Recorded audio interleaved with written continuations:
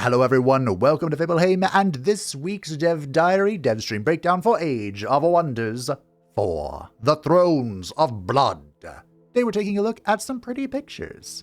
And the artists behind the pretty pictures join Thomas on today's dev stream. You can find a link in the description to both the Dev Diary if you'd like to look at the pretty pictures for yourself, and the dev stream if you'd like to watch it for yourself.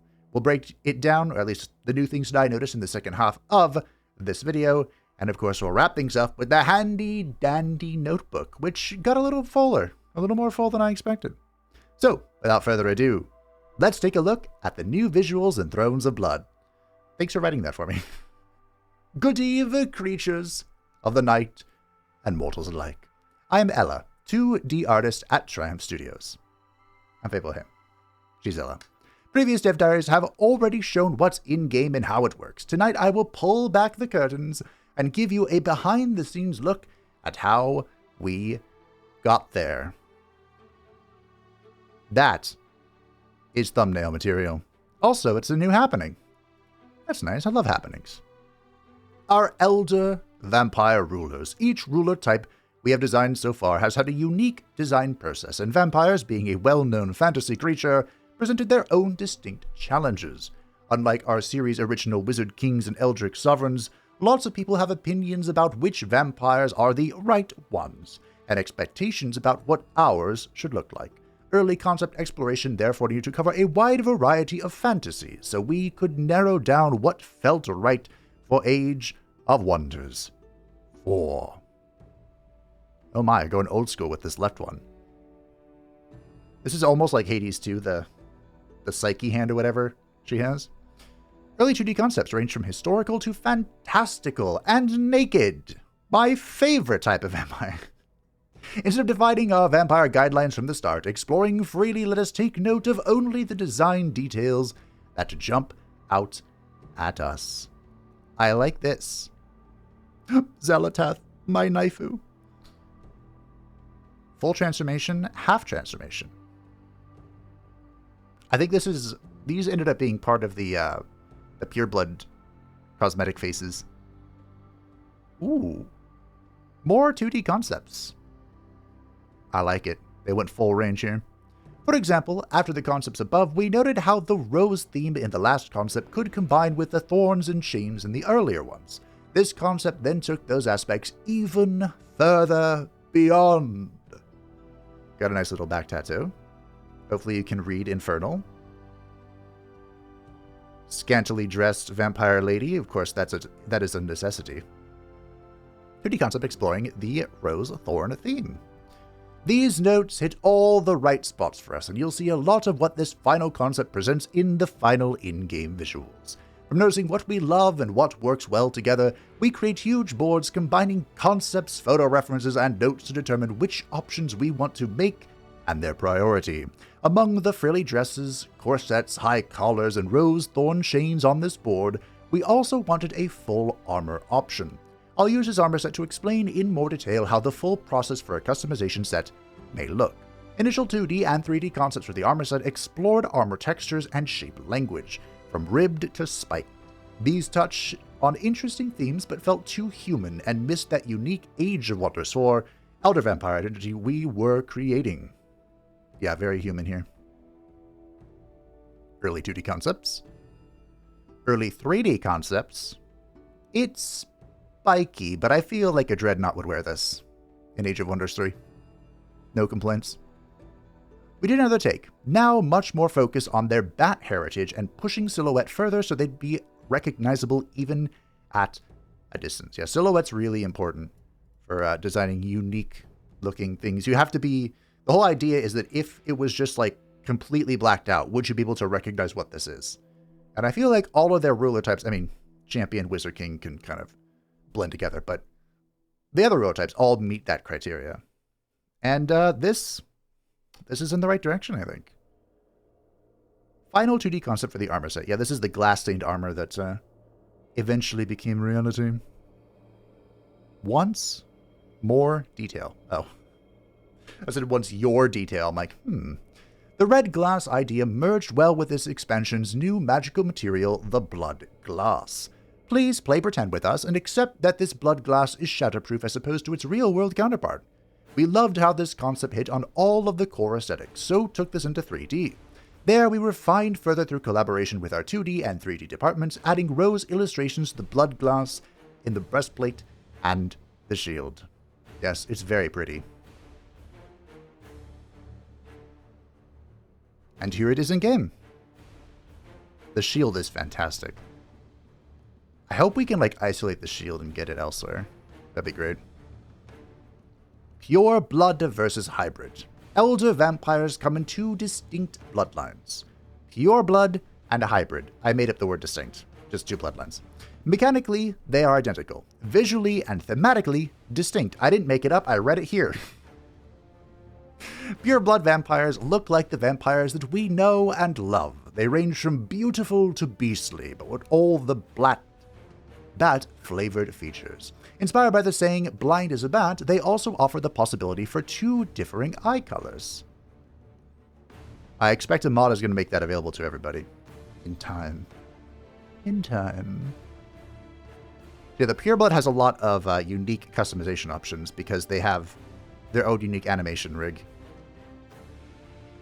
Vampires, however, are not known to be picky with their prey. Thus, they quickly started turning anyone and everyone they came across, resulting in hybrid vampires. These mutts can be any form, because why would a rat not be able to be a vampire? You're missing a very important person in this picture. Why not Blint? Ah, vampiric Blint. It is inevitable, as are all things. An Elysian vampire is a little peculiar, but we'll take it. They mentioned in... Okay, so you can use this armor here. I think almost all of the clothes are available to the hybrid. It's just like the unique facial and ear stuff that the Pure Blood has locked. Like all the clothes and whatnot can go on the hybrid. New weapons for Elder, Vampire, and the Pantheon. Okay, so this is all Vampire. This is Vampire. This is Vampire, this is Vampire. This is Hunter, I think. And this is the Hunter crossbow, which is our first look at it. This would be the quiver for the Hunter crossbow. Is it shooting stakes? That would actually make a lot of sense. Is this a non-vampiric whip? Okay. Alright. I'm going to cut this, probably. I bet I'm going to use this for something, I just don't know what yet.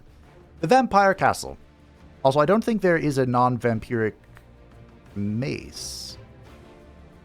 Maybe there is. Maybe that's what this is? We saw one in the dev stream, and it was far more glassy than that. So maybe this is the generic one. We'll see. I just want Warhammers. Lee felt vampires worked best as a ruler type as opposed to a culture, but that came with the drawback of your vampire leading a very normal-looking city. We had a great desire to rule over a vampire castle, and we knew that you, the players, did too. So we give you the best of both worlds by replacing the Wizard's Tower with a unique vampire version, the Vampire Castle. This castle is built using the vampire equivalent of Wizard Castle upgrades, where each upgrade is visualized with its own building. This way you can create a castle that completely overshadows the culture city, feeding on it like an unwanted parasitic intruder. That was a clever touch. You can see it as it grows and expands and adds onto itself. I'll be curious if it works for all cities, because don't some of them get really tall like the architects? We'll have to see. And more vampire quirks. The vampires, obviously, also come with cool new ability, animations, movement visuals, poses, etc. Here is a small snippet of all of that, the rest of which I'll let you discover yourself. This is the Siphon Blood ability process, showing Michel's reference versus animation. I believe Siphon Blood is the ranged suck. Oh, am I going to be stuck calling it that forever now? Probably. Unique Elder Vampire poses. The flying one is so cool. I'm probably going to use this excessively. Probably. Elder Vampire movement with Vampiric Flight skill. Oh yeah, they turn into bats. So this is the end of the... Well, I believe Turned Heroes have it as well. This is the left side of the tree, the Vampire skill tree. At the very bottom, they get flying movement type, as long as they're unmounted, and fast movement. And they do this. And of course they do it on our road because advanced expeditions, or advanced logistics is the best, of course. Unique hero embrace recruitment screen. Yep. This will affect all mortal champions. But in the dev stream, they found a funny quirk that works around this. If you animate a hero from a different culture that you killed, they will retain their champion status. So there is a way to still have a champion hero. You just have to be necromancy and animate a different culture's hero.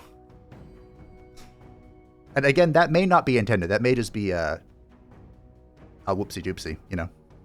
Their vampire world, the Sunless Lands.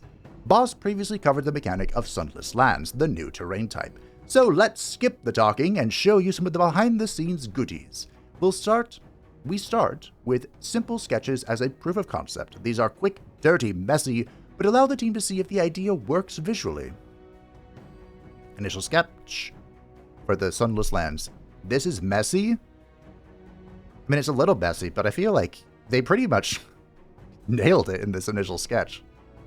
Seeing this concept work in practice and having everyone agree, yes, this is cool, gives us the confidence to proceed with making all the individual assets. Some of these assets require further concept exploration, such as the trees. No. I'd cut this and use this on something. Many are also made directly from the minds of our 3D artists, based on the initial proof of concept sketch, like the delicious tactical combat ground texture. That is disgusting. But, very appropriate. It's like, Poxed Lands, which is appropriately gothic. All pulled together in the end with FX such as bats and gravity-defying blood trails, a team favorite. Yep, looking good. Last tactical combat map.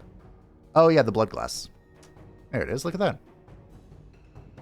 Structures. The terrain was also important because many structures in this expansion were going to call the Sunless Lands home. Their designs need to heavily imply their connection to the terrain. For example, the Thornheart Landmark.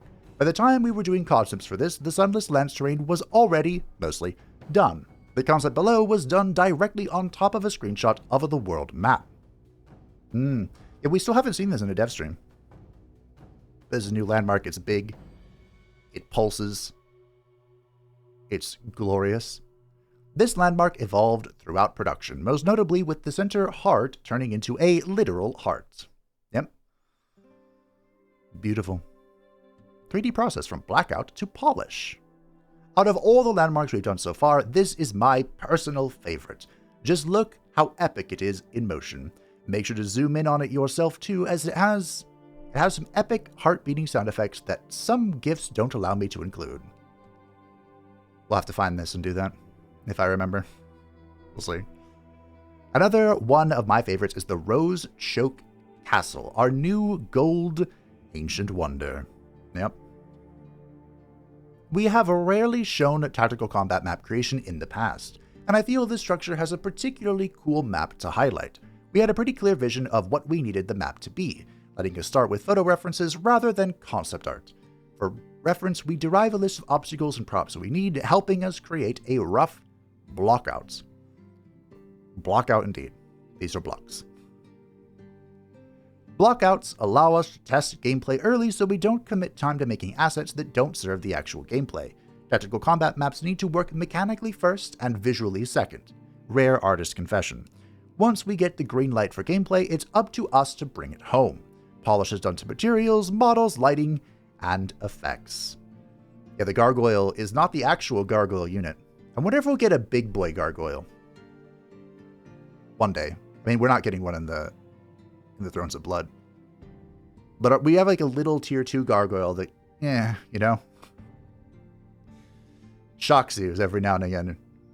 But this is a big boy. I'd like one of them. All of this polish combined, we finally get what you, the player, will see in-game. They showed this off. They cheated to get to this at the end of the dev stream just to show what it looked like. And I bet this fight could be really annoying. Because these little rose beds here, these are the creeping vines, whatever, that grow at the end of the turn. And they count as like obstacle terrain, and they inflict bleed when you walk through them and slow you and block charges and all that crap. I bet this could be annoying. Tomes and what's in 'em. Thrones of Blood introduces 3 new tomes, jam-packed with all of the emo themes of your dreams. At the very least, of my own. Tome of the Bloodright. I do feel like they did really well with the Tome of Bloodright. I like all the tomes, actually. I want to see more of the Crimson Rain. But, yeah, I like them. What we've seen so far. Process for the tome icon from sketch to polish. They had a few good ideas here. Oh, I like this one. It's just a deep cut. Like a wound on the grimoire. But, I like the candle touch. This Shadow plus Chaos tome empowers the cultists among you through blood and sacrifice. I had recently rewatched the Da Vinci Code films, so conceptually there was definitely some inspiration from Silas, the bloodthirsty monk. The themes of this tome converge in the blood cultist unit. I think this is going to be a fun fella. If you want to be equally fashionably scarred, you can take the Flesh-Carved Runes minor transformation from the same tome. Do you think they all have underwear on? The 3D models? The Blood Cultists also come with the new Dagger of the Right ability, sacrificing their own health for increased damage. Pretty sure it kills you. There's a little bit more than their own health. But, yeah. And it looks really cool. Literal blood magic pulled straight out of Dragon Age before Dragon Age cut blood magic. Because they're cowards! In-game, with all that fancy FX. Dwarf Blood Cultist. Now I've seen it all.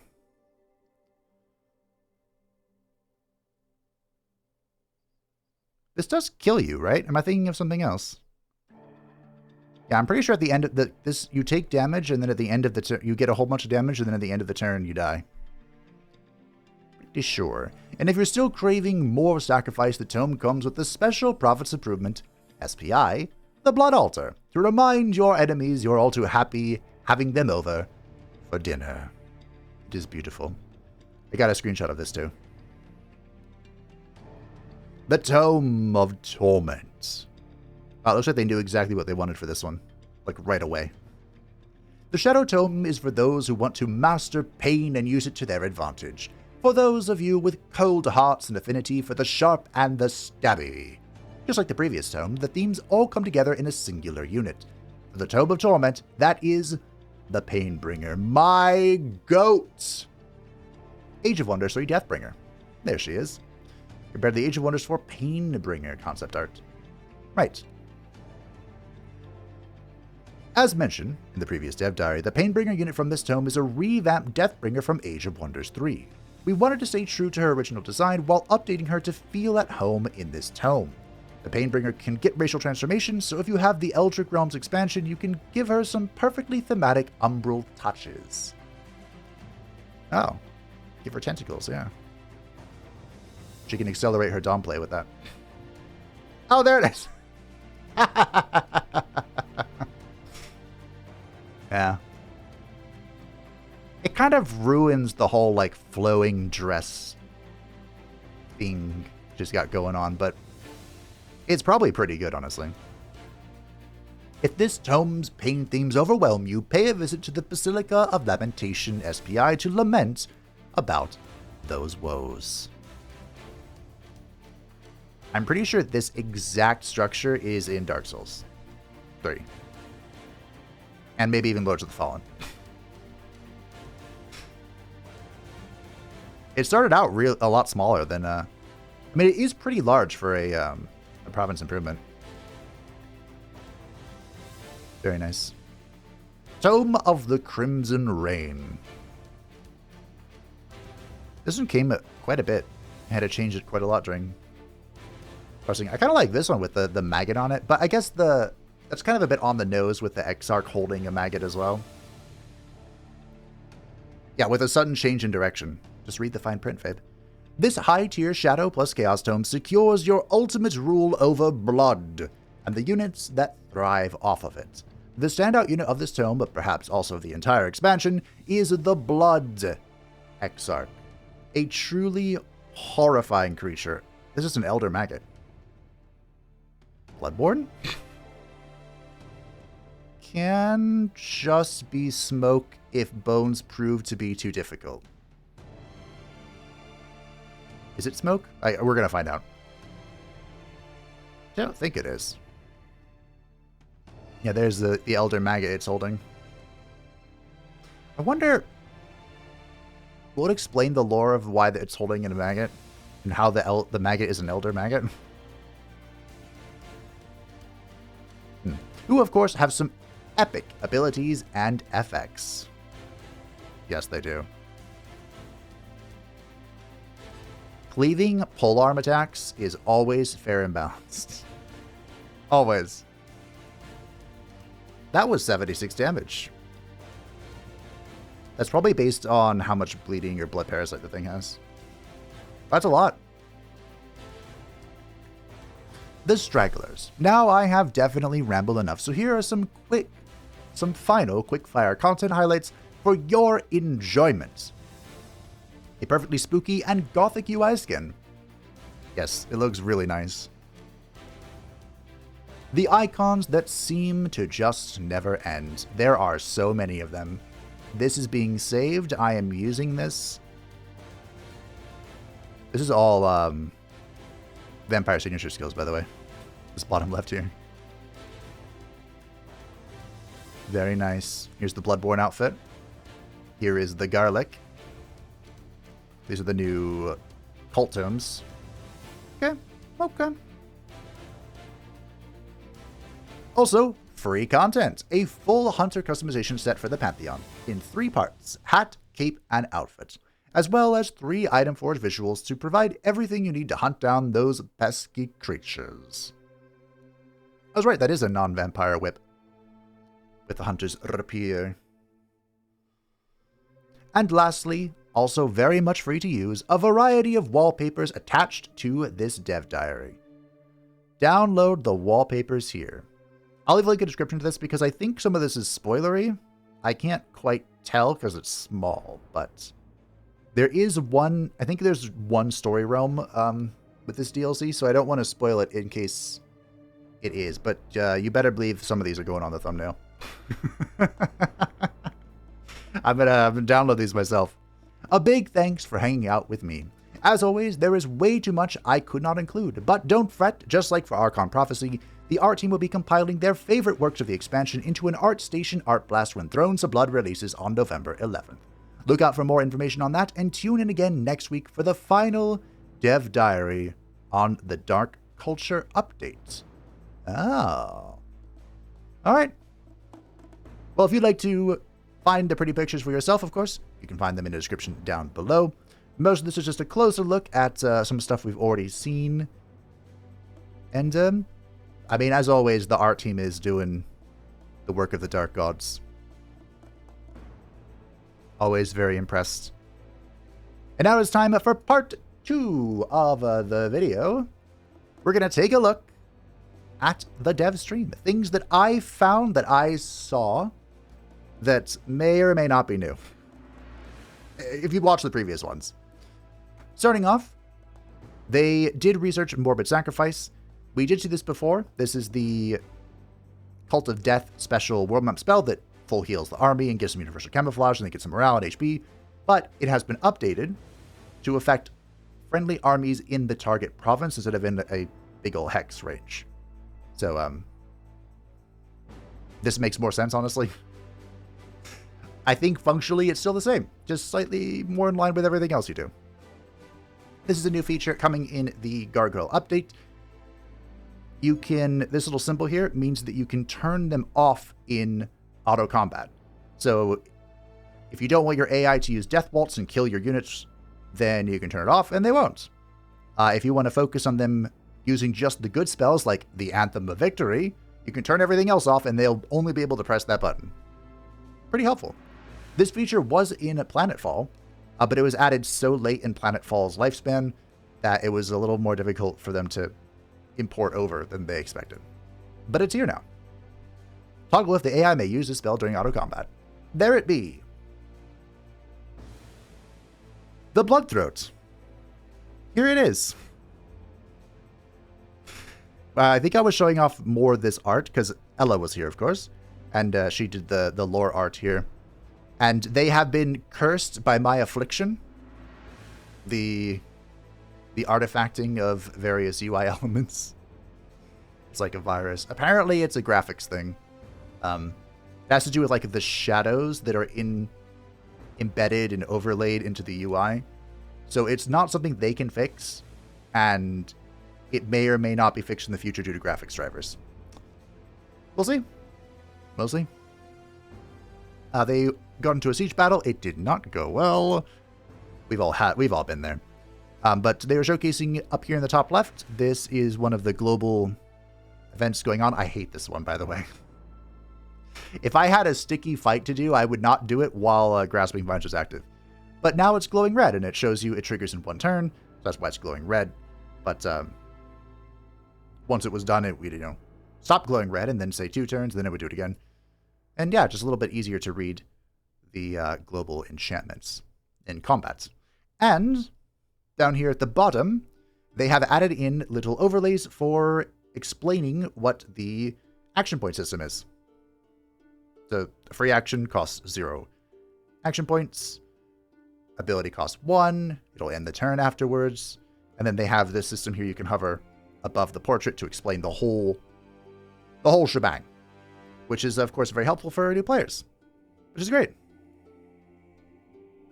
They got a new stick, the Purifying Staff of Carnage. But showcasing the Song of Carnage is now available to be put on staves. Huzzah! This is, of course, from our Skald waifu. I don't think this is different than her song. I think it's the exact same thing. Just now it can be on Heroes. The Blood Transfer Ritual, they didn't use this, but they unlocked it. For 2 thralls, they can, in target friendly army, they will heal vampires for 50% of their max hit points, and non-vampires for 20% of their maximum hit points. Could be really useful for roaming about the map, especially if you are not in Sunless terrain. I didn't know how many of these we had covered, but the Vampire Castle Laboratory gives 10 knowledge income and unlocks the Vivisection Ritual, which deals damage to 20 damage to enemy army on the world map and gives you some knowledge. I think I got a picture of it, but First Room of Recall is the exact same thing. I'm pretty sure this is unchanged from the basic Room of Recall. And here's the Soul Forge, of course, which is the same thing as the Item Forge, but it also allows you to recruit some animals of dark vampiric nature. Yes, the Vivisection Ritual. Target enemy army sustains 20 physical damage, then gain 150 knowledge. I feel like this is going to be good. I don't know how many thralls it costs, but near like the mid-game, you should be generating a whole bunch of thralls just for free. And if you're using souls, I mean, you can convert, what was it?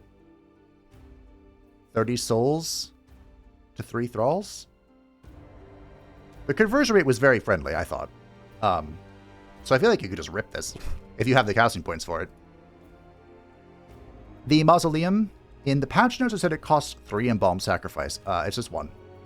I still think this is not great, but it is better than if it cost 3 Embalmed Sacrifice.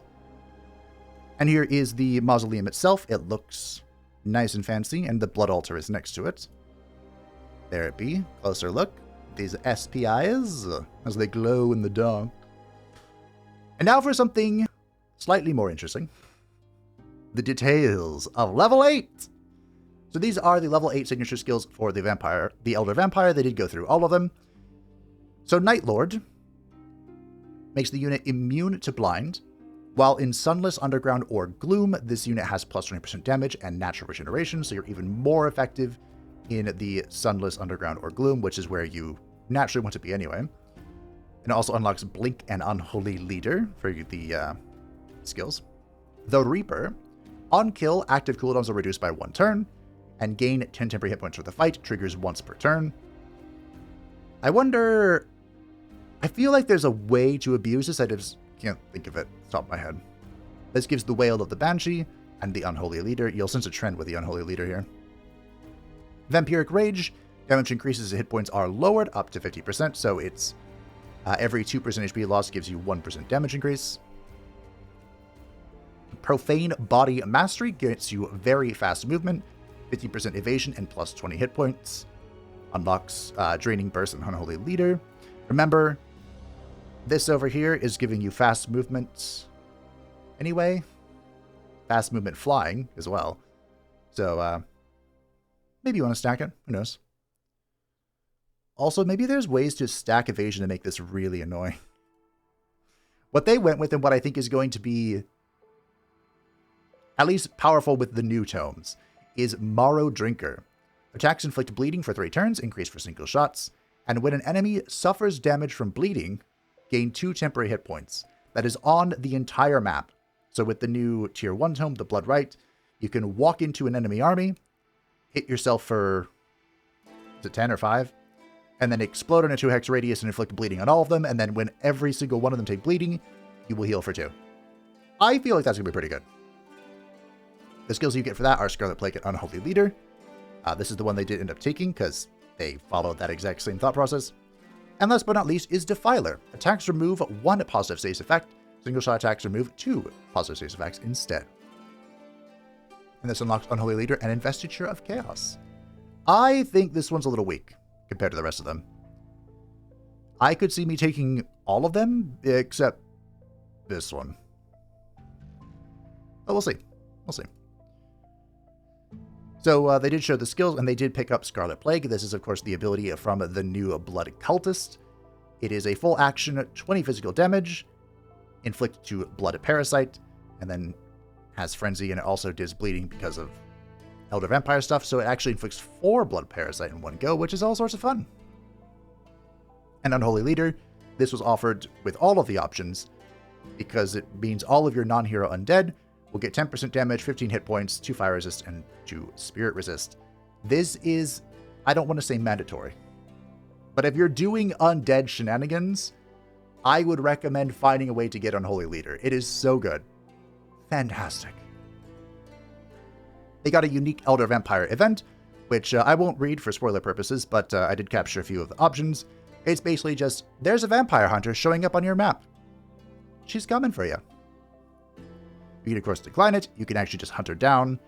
I believe that is what they ended up choosing. They got blurry for a moment. Don't worry about it. It fixes itself. You can block draft to make it go away. Oh, you gain stability for that. Interesting. Or you can sacrifice, you can throw some thralls at it and get a boon. Good fun. This is the garlic in action. Someone called this poop on a stick, so they had to go back and check. As you can see, the camera has fixed itself. That's kind of just how technology rolls. It'll break and fix itself all day. And then near the end of the stream, they cheated to have infinite movement range so they could showcase the new Golden Wonder. Again, for spoiler purposes, I won't go over the whole thing, but it's basically someone's castle. And they rolled... There was a shadow check, an 8 strength check. They have 11, so of course, logically, you would think, oh, this is going to be an easy roll. They failed. That was just kind of Thomas's luck for the day, as it was. But this is the Overgrown Rose Garden. They have the creeping rose vine that expand. They're sharp, and they're annoying, and they were everywhere. They mentioned that herbivores should have a good time here, and I believe that wholly. I actually haven't done an herbivore playthrough, but they do well in the Sunless Land, because these are just kind of all over the place in the Sunless Land, and even outside of the Rose Garden, they grow. They grow on just regular maps. Here it is. Look at that. The reason we're looking at this, though, besides the lovely blood pool in the center, which is definitely not water, the Rose Knights. This is our first full look at the new Tier 4 Shock unit. As a Shock unit, he has a Charge Strike. Shocker. He does have a guaranteed bleeding infliction. Then he has the Blood Rose Drain. This is a 1 AP, a 20 physical damage. Enemy units in a 2 hex radius sustain damage. So an extra 5 physical damage per stack of bleeding, and for each bleeding unit hit, heal 10 temporary hit points. So this synergizes very well with the Tome of the Bloodright and the blood explosion thing. As I was watching this, I began to feel a little bit better about Whiteborn and its place in, the hierarchy. Because previously I was concerned that the new type of undead, the Roseborns, would kind of like crump and supersede the Whiteborn. But people pointed out that Whiteborn get Life Steal, which is heal on hit, and these guys get the Life Feast. Or basically, the things around them have to die to heal them. But they really intermingle with bleeding. If you're not doing bleeding, you probably don't want to get the new undead form. But we'll see. We'll get our hands on it and test it out. They also can raise a Thorn Skeleton. The target corpse survives with the Thorn Skeleton under your control. 2-turn cooldown, by the way. And while this unit is in combat, all friendly undead units have Razor Thorns, so even if you have regular skeletons, or Whiteborn stuff, or Bone Daddies, or Reapers, I would imagine, they would also inflict bleeding when they get hit. And in the aftermath, they woke up the guy whose castle this once belonged to, and I just thought it was funny that he has Seduce. He was described as a handsome fella, which, I think he's more of a good boy than a handsome fella, but that's okay. And he just has Seduce built into his kit. Pretty rare. Pretty rare. They then just walked over real quick to show off the new Bronze Wonder, because it is very pretty. They didn't even look at the text here, so if you want to read it, there you go. And this is the map where the gargoyle in front of the mural comes from. I didn't know that. But here it is. The Blood Sacrifice Bronze Wonder. And I believe there is the shade of You're Done. So it's time for the handy dandy notebook. This is just stuff that was mentioned during the dev stream that I didn't really have a picture for, and I thought was worth sharing. So the Blood-Soaked Weapon enchantment uses the same particle effects as the Blood Exarch. That makes sense. Reduce, reuse, recycle. The runic texts on the art were originally gibberish, but people decoded them during the expansion past teaser, and then Ellie had to go back and make sure that they were all legible and made sense. But there are still some shitposts that remain. You know, I guess. Then we talked about animating a dead hero from the crypt does not imbue them with vampirism. They weren't sure if that was intended or just an oversight. It could be both. We'll see. Thomas was putting skills in his Battle Saint and mentioned that he's working on buffs for them. So the Battle Saint got a few little buffs in the update, the Gargoyle update, and it sounds like they're getting a few more. He did say it is complex, which I'm not that surprised by. I feel like the Battle Saint could almost be split into 2 more classes, honestly. But we'll see. Someone asked about if there would be any vertex explosions. That's like an explosion of animation going wrong. And Thomas said there shouldn't be. If it is happening, like on the beta or something, it could be due to missing DLC files, which makes sense to me. The Imperium, someone asked if the Imperium tree rework would be ready for the Rise from Ruins, which is the DLC after this one. And Thomas said no, most likely not. They do believe that the rework is a priority for the Imperium tree, but it is a big old thing that is, of course, intermingled in the process of your campaign, so they don't know when it'll be ready, but they are working on it. They began processing beta feedback, and they have begun compiling a list of things to fix. They mentioned how they don't have a lot of time to fix things that require text changes, because I think they said it was the 28th they needed that all done by, so that it could go to localization and whatnot. And I was wrong. I am man enough to admit that I was wrong. Sunless terrain combines with everything. Unlike Gloom, which can be overridden by a few, like 3 things or something. So you cannot terraform Sunless away. I do think it would be cool if you could. Like if there was a daylight or something to counter it. Like the daylight spell. From Dungeons & Dragons. But I was thinking maybe like a Tome of Cleansing, like in the Tome of Cleansing Flame, there could be a Daylight or a Cleansing Flame, I don't know, that removed Gloom and Sunless. I think that'd be really fun. The Hybrid Elder Vampire has access to most of the vampire customization. Most of the Pure Blood vampire customization, except for things that are designed for the Pure Blood's animation rig. I think I mentioned that earlier, but there you go. Ella confirmed it. There are currently no plans to create a way to remove roads. Road gore is eternal. Someone asked about that, and I just thought that was funny.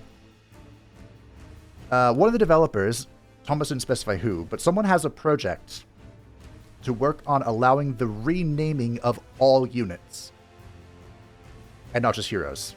But as with most things, it was not as simple as they hoped. He said that it had something to do with like the localization and where the names would be saved in the files or something. They kind of joked, but on a little bit of a tangent there, of like sometimes things that sound really difficult are really easy to implement, like a demon spawning from the depths of hell. They say a developer could bring that to you in 20 minutes, but something like fine movements of a scarf would take years. And they elaborate a little bit further that exact example, like a physics-based scarf movement, probably is not possible for the game's engine. But hey, maybe one day. Who knows?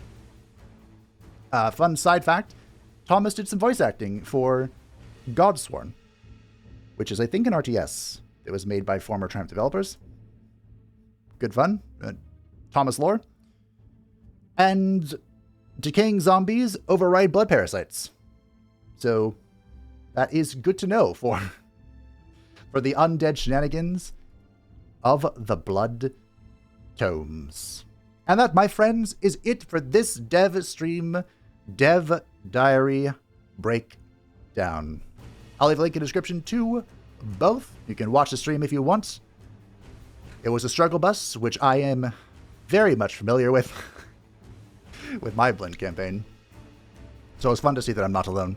Or if you'd like to look at the pretty pictures and get them for yourself. Again, there are wallpapers on here at the bottom.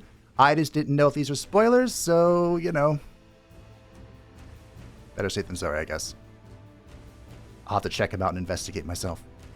But thanks for watching. I do hope that you enjoyed. Thank you to patrons and the Channel Sport channel. I greatly appreciate you. If you'd like to stay up to the temperature, feel free to join the discussion down below. And I will see you next week to talk about the Dark Culture rework. Again,